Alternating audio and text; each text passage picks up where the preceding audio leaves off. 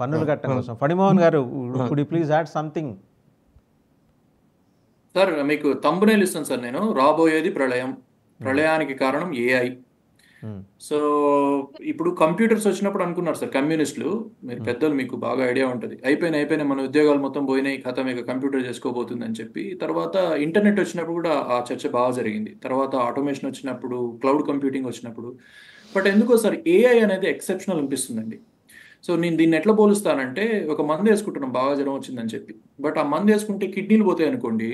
Okay, ఇప్పుడు ఏది ప్రాధాన్యం మనకు? మందు ప్రాధాన్యమా, జ్వరం ప్రాధాన్యమా, కిడ్నీలు ప్రాధాన్యమా? జ్వరం అయితే 4 రోజుల్లో తగ్గుతుంది. ఓకే, మందు వేసుకున్నా వేసుకోకపోయినా శరీరం ఏదో తట్టుకొని నిలబడుతుంది. అసలు కిడ్నీలు పోతే ఉన్నట్టుండి ప్రాణం అయిపోతుంది కదా. సో అట్లా ఏ అనేది కొంత అటువంటి ప్రాణాంతకం కాబోతుందా అనేది మాత్రం ఒక చర్చ అయితే ఉంది. ఎందుకంటే దాని స్పీడ్ చూస్తుంటే, ఇప్పుడు కన్సిక్యూటివ్గా లాస్ట్ 3 years చూడండి, every day companies are sacking the employees sir. Day before yesterday, I mean to say, నిన్న శుక్రవారం కానీ బుధవారం నాడు 14,000, ఒక సర్వే ప్రకారం 14,000 ఉద్యోగాలు పోయాయి అమెరికాలో, ఏది కార్పొరేట్స్లో. ఓకే, ఇట్లా every day, here are there, every week, every month మనం బల్క్లో మెటా ప్రకటించింది 2025లో మిడిల్ వేర్లో నేను ఒక ఉద్యోగం కూడా తీసుకోను, ఏఐ తోటి నడిపించేస్తా షో అని చెప్పి. ఇదైతే పెద్ద ప్రాణాంతకంగా సాగిపోతుందండి. పెద్దలు, సీనియర్ జర్నలిస్టులు, చాలా అనుభవం ఉన్న వాళ్ళు ఇద్దరి సమ్మిళితంగా నేను ఏకీభవిస్తూ, నేను రోజువారీగా చూస్తున్నాను. ఎందుకంటే నేను మిడిల్ వేర్ మేనేజర్గా ఉన్నాను కాబట్టి, అంటే పైన ఎగ్జిక్యూటివ్స్కి నా కింది ఎంప్లాయీస్కి మధ్యలో ఉన్నా కాబట్టి నా ఓరియంటేషన్ చెప్తాను మీకు ఏం జరుగుతుంది మార్కెట్లో అని చెప్పి. సో నిజమే సార్, ఇప్పుడు ప్రసాద్ గారు చెప్పినట్టుగా హైదరాబాద్లో మా మదర్ ప్రతిరోజు చెప్తున్నటువంటి మాట ఇది.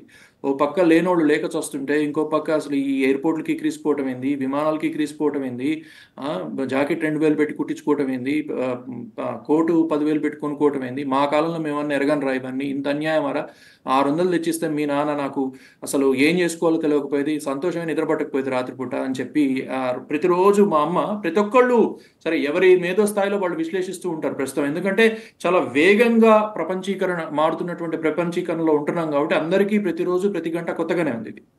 సో సార్, ఇప్పుడు హైదరాబాద్ మార్కెట్ విషయానికి, హైదరాబాద్లో ఉన్నటువంటి పరిస్థితుల విషయానికి వస్తే సార్, ఒకవేళ అది ఆర్టిఫిషియల్ భూమి అనుకుందాము, లేదా అక్కడ మనము సాధ్యమైనంత ఎక్కువ, అది ప్రపంచవ్యాప్తంగా ఉందంటాను సార్ నేను. ఈ రోజు అమెరికా కూడా డెట్ లిమిట్ ప్రతిసారి పార్లమెంట్లో బిల్ పెట్టుకొని గత సీజన్లో మనం 2 సార్లు 3 సార్లు పెంచుకోవడం చూసాం.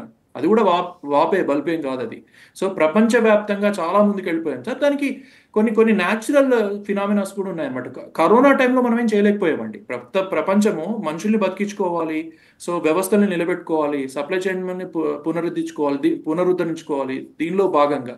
బట్ కొన్ని స్వయంకృత అపరాధాలు, లేని యుద్ధాలలో కలుగజేసుకోవటము, తర్వాత లేని పెత్తనాలు నెత్తిలో పెట్టుకోవటము, ఇట్లా అన్ని రకాలుగా జరిగిందండి. కొంత సార్ పెద్దలు విషయంలో నేను ఏకీభవిస్తాను. కొంత మన మన మన దగ్గర అది కొంత మాల్స్ కానీ, తర్వాత మెట్రో కల్చర్ కానీ, ఇది కూడా అవసరం లేని చోట కూడా మనం ఇన్ఫ్రాస్ట్రక్చర్ పెంచుకోవటం కానీ, ఎందుకంటే ప్రపంచీకరణ దిశగా మనం బాగా ముందుకు పోవాలన్న విషయంలో కొంత మనం ఆర్టిఫిషియల్ హైప్ కూడా చేశామండి.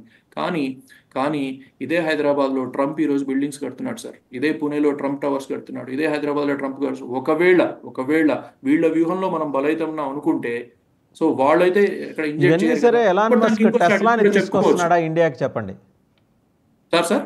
ఎలాన్ మస్క్ టెస్లాని తీసుకొస్తున్నాడా ఇండియాకి చెప్పండి. అది నాకు తెలుసు సార్, ఇంట్రెస్టింగ్ టాపిక్ అది. తీవ్ర ప్రయత్నం చేస్తున్నాడు టెస్లాకి సార్.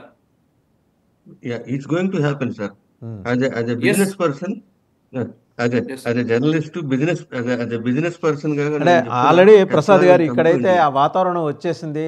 హర్యానా, మహారాష్ట్ర, గుజరాత్ మధ్య ఐడెంటిఫై చేసుకున్నారు. ఆయన కొన్ని నిర్దిష్ట ప్రాంతాలని, పారిశ్రామిక వాళ్ళని ఐడెంటిఫై చేసుకున్నారు. టెస్లా గారు వేసుకుని నేరుగా, అంటే ఫ్లైట్లో కాకుండా బై రోడే వచ్చేసి ఇక్కడ పెడతానికి కూడా ఆయన సిద్ధంగా ఉన్నాడు. అంత ఉత్సాహంగా ఉన్నాడు. ఇక్కడ ఒక పాయింట్ ఇప్పుడు పనిగారు దాని మీద ఒక పాయింట్ చెప్తారు. ఇప్పుడు అమెరికాలో ఒక 10 ఎంత ఉద్యోగాలు పోయినా కూడా అమెరికాలో ఎవరు తిండికి లేక చచ్చిపోరు. అమెరికాలో బ్యాంక్రప్ట్ అయినా వాడిని ఎవరు ఏం పట్టించుకోరు. ఇప్పుడు మీరు ఇల్లు పోయినా అమెరికాలో American society is different, Indian society different. నాకు బాగా ఒక విషయం గుర్తుందండి. నేను మెడ్రాస్లో అమెరికాకి రాకముందు మెడ్రాస్లో ఉండేవాడిని. మెడ్రాస్లో ఉన్నప్పుడు మా ఇంటి దగ్గర ఒక ఆయన